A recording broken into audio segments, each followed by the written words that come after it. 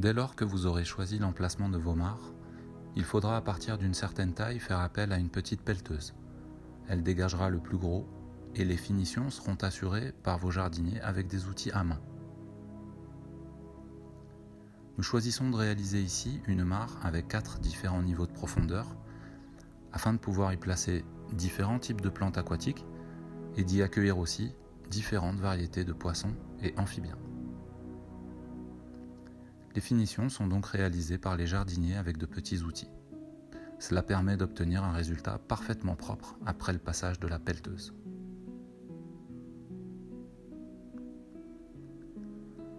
On voit bien sur cette photo les différents étages. On remarque aussi que nous avons conservé sur tout le pourtour une bande d'environ 30 cm qui deviendra le bord de la mare.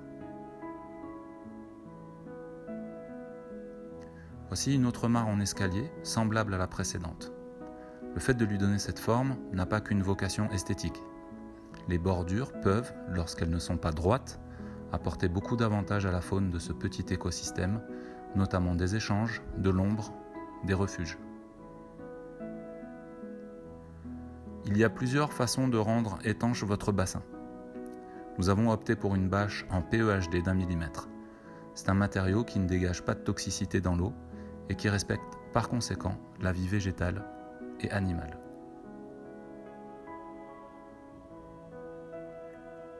Pour remplir votre mare, évidemment le moins responsable c'est l'eau du réseau et l'idéal l'eau de pluie, mais d'autres solutions existent. Vous pouvez utiliser l'eau d'un puits, mais pourquoi pas les eaux grises de vos cuisines et des salles de bain que vous aurez pris soin de faire passer par une petite station de phytoépuration. La mare remplie, la bâche découpée, vient ensuite le moment de planter les premiers végétaux en bordure de bassin. Pensez à l'esthétique bien sûr, et aussi à choisir des plantes qui apporteront de l'ombre.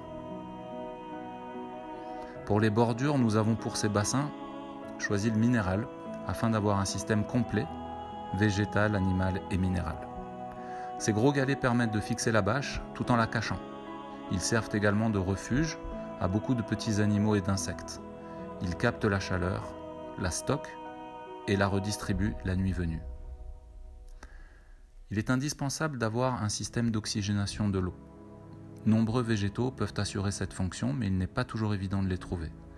Par conséquent, nous avons mis en place une petite pompe qui joue provisoirement ce rôle et qui donne un bel effet sonore et visuel. Plusieurs plantes aquatiques trouvent leur place.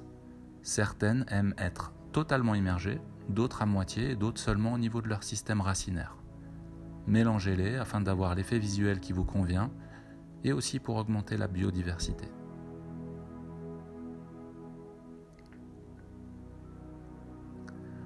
Pour ne pas rendre votre eau trouble, les plantes aquatiques doivent être rempotées, avec par exemple géotextile et pouzzolane, à défaut de trouver vos plants avec de la terre spéciale pour bassin.